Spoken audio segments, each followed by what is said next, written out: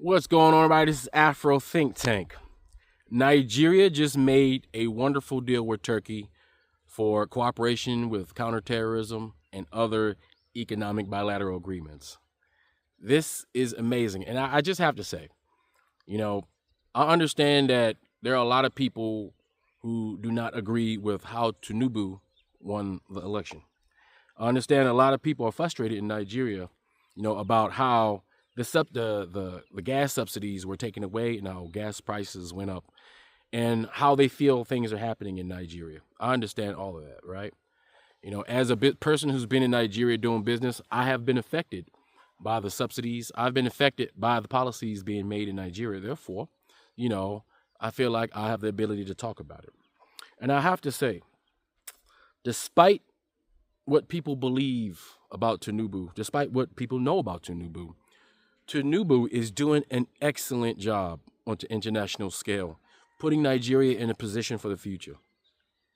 That's an undeniable fact. Now, of course, there are many things, many challenges Nigeria has, right? Insecurity, infrastructure, and things like that. But all of those things that that's required needs money. Okay, and as rich as Nigeria is, just like any other country, no country can do anything on their own. There are things that Nigeria needs to be put in place in order to take advantage of the resources that they have. Meaning they need to make deals with other countries to gain some of the intellectual properties and intellectual knowledge and know-hows in order to incorporate that within Nigeria. The first thing that needs to happen is security in the north. Now, I want to qualify this. A lot of people harp on Nigeria and the insecurity in the north, and they look at that as a failure of Nigeria. But understand, if that's the case, we have to say that most countries are failures because they just made a deal with Turkey. Turkey's also dealing with insurrection and insecurity within their borders. As you can look at Europe, Europe is dealing with massive insecurity within many of their borders, as they have a raging war that's killing thousands upon thousands of people daily, tens of thousands of people weekly, millions of people monthly, equivalent, if not more, than what's happening in Sudan. Okay? So we got to understand that there are many countries that's dealing with insecurity. America itself deals with internal insecurity, as our murder rate is higher than any death that happens in Nigeria. Despite how Nigeria is highlighted in the insecurity in the north, more people die of gun violence in America in a year than probably 2, 3, 4, 5 years in Nigeria. America is much more of a dangerous place. But it's the perception that we have of Nigeria as being an unstable country. Understand, Nigeria, just like any other country, is going to have problems, especially when they don't have the technology to deal with those problems. And the technology necessary requires money and requires expertise, which Tinubu is out here grabbing left and right. You see, Tinubu's government understands that if it's to be a giant, it needs to stand on its own 2 feet, and it can't rely on the other giants to build it. No other giant is going to uplift another giant. The job of a giant is to hold down others so they don't become giants, because they don't want to compete. It's a dog-eat-dog world. And I know a lot of people wish that Nigeria would do the same thing that the AES has done, but you got to understand those economies are dealing with a different type of colonizer. They're dealing with France, the last neo-colonialists. And these countries are smaller and they have less resources available to them at the moment. So they have coalesced themselves to become a massive powerhouse in order to dislodge European powers. They had to do these people-powered coups in order to unify, to build themselves up. They had to take a different route to liberation. Nigeria itself cannot take the same route as AES, even though everybody would like for Nigeria to take that same step. But Nigeria is too big, too massive, and too complicated, too many different groups of people for them to be able to do what they did. Nigeria is taking another route. And Tinubu, as tactical as he can be, right, as imperfect as he is, right, he is doing everything he can to secure the security of Nigeria. That's number one, right? To secure the north, to get the drone technology. Nigeria's already building their own domestic drones so they can have eyes on the sky. Nigeria is making deals to add extra satellites to the sky so we can have eyes on the sky the same way white Western powers have eyes on the sky. Nigeria is doing everything that it can on the international scale to make bilateral deals with other countries to take away white Western powers from sanctioning it. You see, Europeans use sanctioning powers to keep Nigeria down, just like they use sanctioning powers to keep other African countries down, just like they use sanctioning powers to keep Haiti and Cuba down. So what Nigeria is doing is making deals that have nothing to do with America, while also making deals with America, because you must understand, every time I post videos about Nigeria and America making deals, you got to understand this is not recolonization. This is a realignment of deals. Nigeria is going to have to do business with America. America is going to have to do deals with Nigeria. Have to, because there are things that each power needs. So now what Nigeria is doing is saying to America, listen, we now have resources and we have access to our resources, and we're not just giving up our resources for nothing. You're going to have to give us something. You see, America is not like China. America can't come in and build a city in 5 days. America doesn't have that construction capacity. But what America has the ability to sell and give military intellectual properties to Nigeria in order for them to fight against the terrorist organizations that are plaguing the North.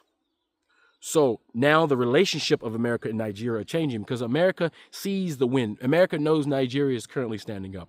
There is nothing America can do to stop Nigeria standing up. America will never go to war with Nigeria. Do you understand why? Because the diaspora in America is too large for this small minority of Europeans to try to go to war with Nigeria, because the military is filled with a bunch of Africans and Nigerians.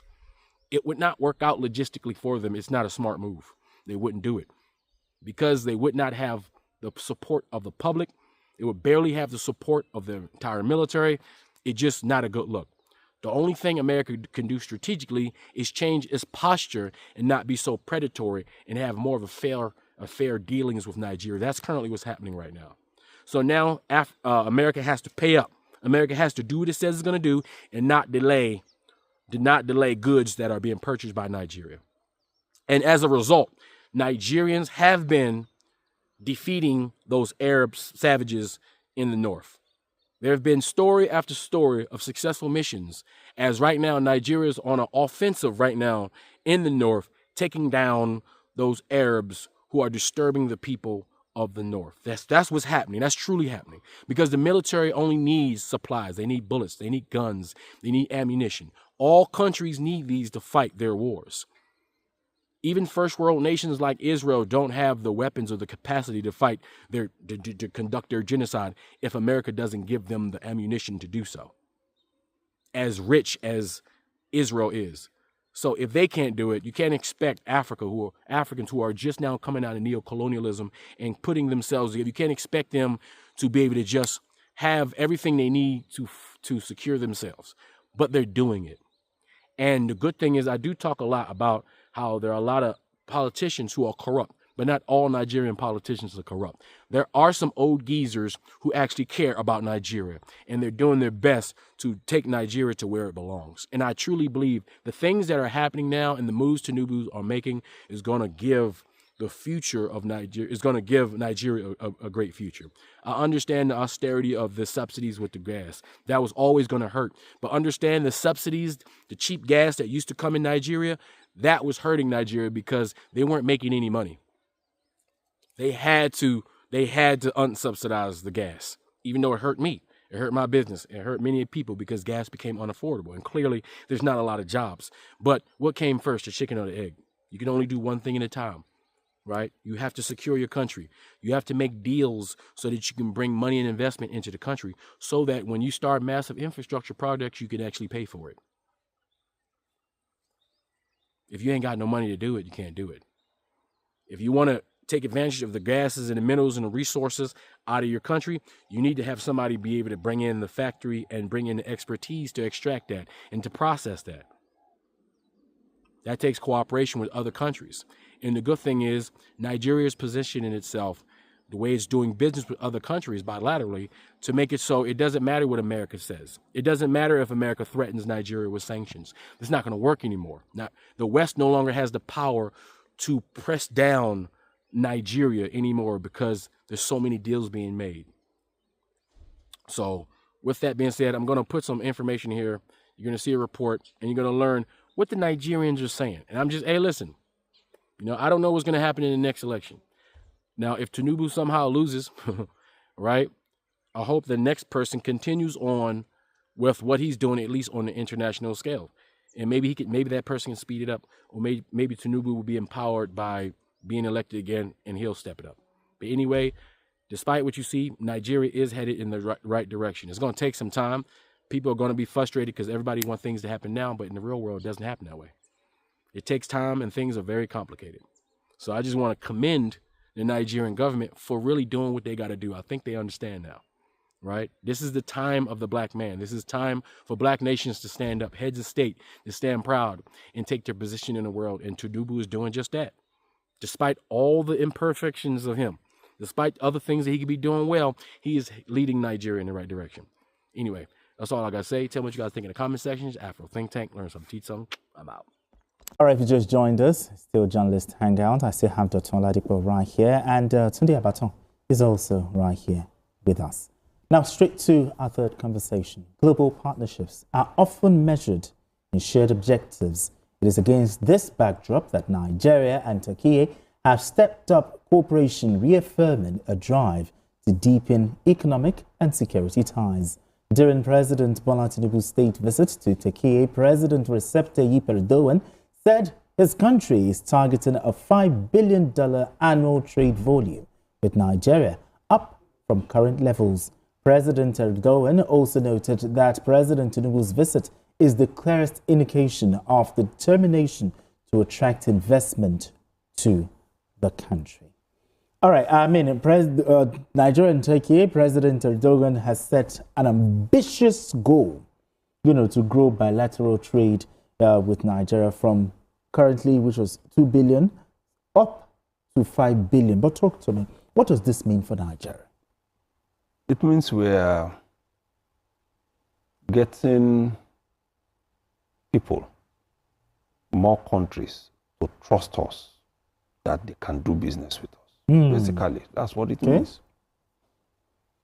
Because at some point, for every country, when you measure the level of trade,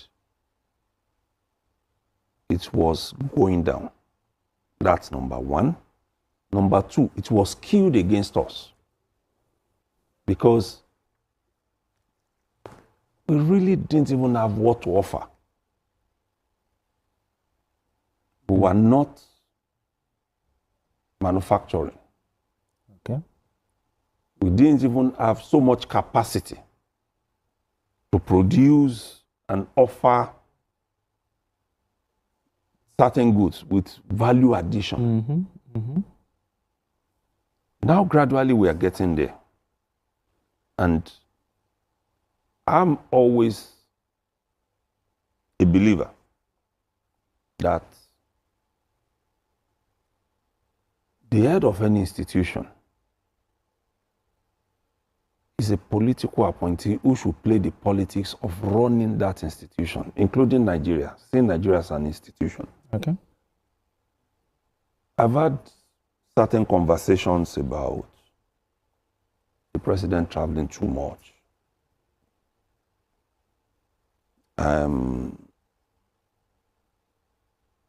Wasting resources to stay outside the country. Yes, there are some we can come here to debate. For instance, we are getting to a point when we need to have medical facilities up to date so that we don't need to send our officials out. Let the president, like I always describe them, the president and vice president, be our brand to the world. We're still going to get to that conversation. Let them go and sell us to the outside world. Because countries deal with those they trust. Okay. Not as a general entity, but the people who make up those who head those institutions. They must trust them. They must have confidence in them. They must know that what they have said, they are going to do. And you will see that the way it started with this administration was very rough. But that was a message the world had been passing to us, or the messages that had been passed to us a long time ago. Remove subsidy on certain things so that we can do business with you. You can free resources so that when we bring in the money, we're able to repatriate it. So when a country like Turkey find out the US, the UK, all those big countries, they produce a lot of their goods in Turkey. Shirts, shoes, and all the rest. And they Turkey is them located in a very, very strategic area. Yes. People from Nigeria, Asia. Even before the US, under Donald Trump, said it was going to limit access, they were already going to Turkey to do business. They were going to China to do business. Okay. Because things made more sense All right. in those places. All right, Tunde, let's talk about timing now. Well, why do you think it is the right time for Turkey to say we are scaling up from $2 billion investment, to $5 billion? We must be doing something right. Why do you think this is the right time to do? There's a time and season for everything under the sun. And it is a clear sign and signal that the international community, they are beginning to have confidence and build trust in what we promise that we are going to do. Like Dr. said, when the present government came in, they said they removed subsidy, they liberalized trade, the foreign exchange, people can get foreign exchange. So that let us interact with your leaders and see whether what they promise is really there. And let us remember that in the last 1.5 years, a lot of international partners have been coming here promising to bring one investment or the other. So I think as the president or vice president or anybody, they are the chief image maker, chief marketer of Nigeria. Exactly. And they should go out and tell the international community, besides the promises, this is what we have, this is what we can do. Instead of having a president that will just sit down somewhere and ministers will just build a ring around him. They won't make him pass around him. So let him go out. And now, there was a time Professor Bola said something about the fact that the African countries need to build and some other countries, third world countries, a concert of medium powers. Concert of medium powers, which means we are not going to absolutely rely on America and Britain to call the shots all the time. And now the world is a global village. So you are free to interact with others that can increase your propensity to market yourself and do things better. So for the president to go to Turkey, a country like that, it means that we are opening ourselves up. We are telling people that we are not what we used to be probably 8 or 10 years ago. We are ready for business. We want to do things. When you bring your business here, when you make your money, you will repatriate your money back. Remember that as at the time the man took over, about $770 million, airlines could not repatriate the money they made. But with the liberalization, with the policy of the central bank, they were able to, within 3 months, they cleared that backlog. It means Nigeria is telling the international community or any other person that came to do business that we are ready to do things the normal way international community is going to do it.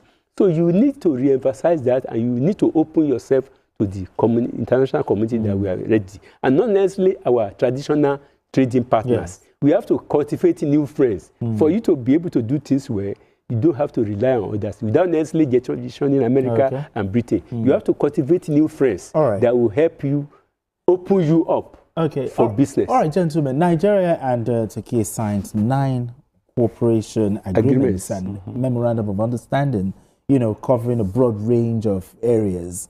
But if you look at it, which sectors are expected to drive the biggest gains? Is it defense? Is it in the area of education? All of them. Because we have needs that we can meet for those people, and they have needs they can help us to meet.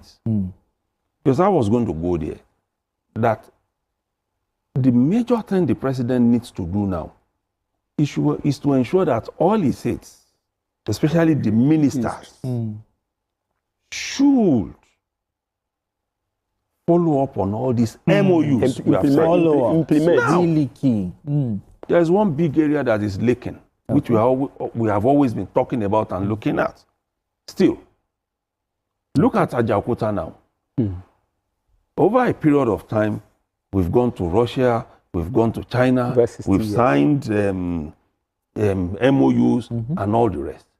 But we are not seeing any movement. We are not feeling anything. And I think the president will need to come back to the kind of headmaster-like situation he ran in Lagos. Let's publish what these people are doing on a monthly basis. If we can't do it on a monthly basis, let's make it quarterly. Our ministers should not be operating in the dark. They should give us the deliverables, especially on these MOUs we go and sign. That is why you see that countries will rather talk to your president than to your ministers. But you remember that the president, the ambassadors, yes, they're about to be, this our trade has nothing to do with those guys. No, the ambassadors will be our face there. They'll be our face, but don't forget that the implementation rests on the ministers at home. At home. So they are the ones we need to make sure to hold responsible. There is an office that is headed by Adiza Balamo to monitor all the ministers. Tell us what these people are doing. Sometimes we hear snippets, but we need to see. Because a lot of people, when we get to rating ministers, we want to rate them based on the number of bridges that they built. No, that is not consolidating on institutions. We must build the foundation in a way that nothing can shake it again. Yes, we need all the roads, we need all of this, but something must sustain it. Yes. We shouldn't keep borrowing to fund certain things after a while. If we're able to meet, for instance, our cement production, it means we can do roads with cement without spending too much. If we have enough steel, we can reduce the cost of, that's if we produce here. These are the things that we should be looking at and be taking. This MOU we signed with China, how far, Mr. Minister? If he's unable to deliver on it, then we need to leave that person. Minister of Defense, the Defense Corporation of Nigeria, the icon is supposed to be working by now. This was the projection that within a frame of 6 months or 1 year, you are going to be able to produce this caliber of arms and ammunition. You are unable to meet it. Can you step aside? I mean, follow-up is very, very necessary. But what do you think we should be doing to ensure that proper follow-up is done so that we can get, start reaping the gains? The thing is that besides the fact that the president had a special advisor monitoring all the deliverables from the ministry, we also need them to be giving us quarterly report card.